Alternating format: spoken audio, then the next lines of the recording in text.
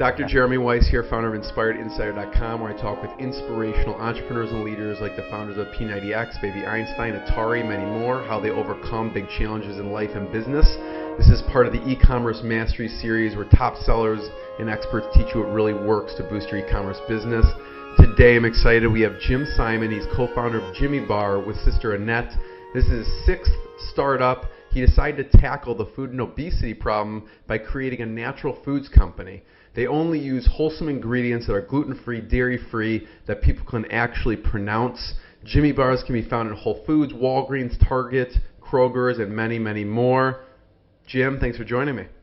Thanks for having me. So I always ask, Jim, since it's Inspired Insider, what's been the lowest moment and how you pushed through, and then what's been the proudest so far? Well, I'll tell you the lowest moment. I left a perfectly good six-figure job. You know, we had not been acquired yet.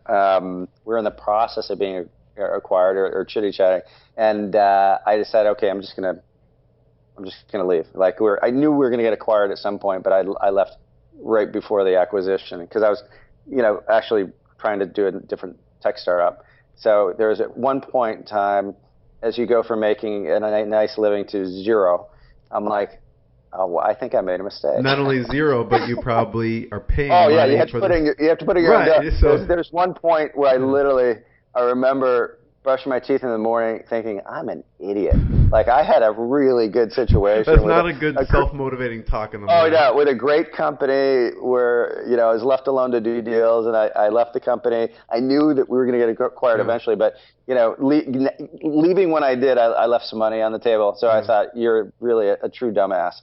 The positives are... Something was pulling you to do that, though. Right? I mean, you know what? I think as an entrepreneur, and especially if you're someone who's started several companies, it's not the first time I've left a perfectly good job. I remember what the hell was it? It was a movie I saw once with Clint Eastwood. He played an old crusty Marine, and sounds like all of them. Yeah. Yeah, I know. I forget what it was, but they were just about to parachute, and the young soldier was nervous. And he said, son, jumping out of a perfectly good airplane is not a natural thing. Just do it.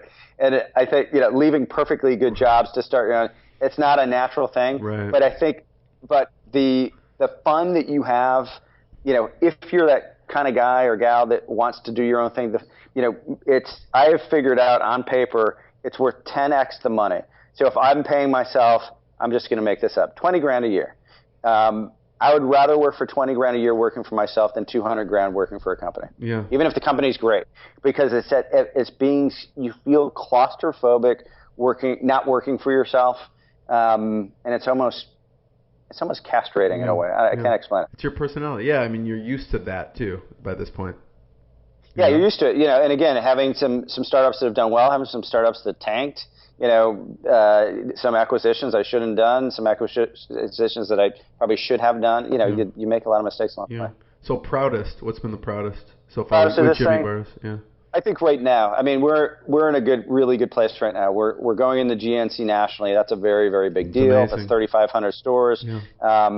And we're building out the team. We'll probably have about 15 people working for the company by the end of the year. And it's becoming real. Your first year in business is like, okay, you're getting over the postmortem of like, oh my God, I'm really dumb. I left a good job. What do I do now? Your second year is like you're building the product and you're thinking, do I have anything here? Or am I just regurgitating what everybody else is? Yeah. Spinning your wheels, and then year three you sort of get it. And it's been the same thing with the other companies I've started. It takes a couple years till you figure it out. And the food industry is not sophisticated. But it is the gal who works the hardest will win. I mean, it is a pound. It's 3 yards in a cloud of dust. You just have to do it. Yeah. And we feel like right now we're in a good place. Yeah. Jim, thank you so much. Everyone should check out JimmyBars.com. Fantastic. Thank you. I appreciate it. PD, Chicago Med, Empire. Why Simon Casting? How'd that work out? Well, hence the last name. It's my sister Claire. Gotcha. So She's a big deal. So she's a big casting She's in a big Chicago, deal. and she has a huge studio space that she leases out to us for. You'll appreciate this as a startup guy for $500 a month. Plus, I had to give her some equity. So I pulled an old technology trick, and I gave her equity for a break on the lease. That's a good deal, I think. So, because I saw it's several family members, right? Yeah. So my sister Annette is my partner. Right. Her husband Filippo does our R&D.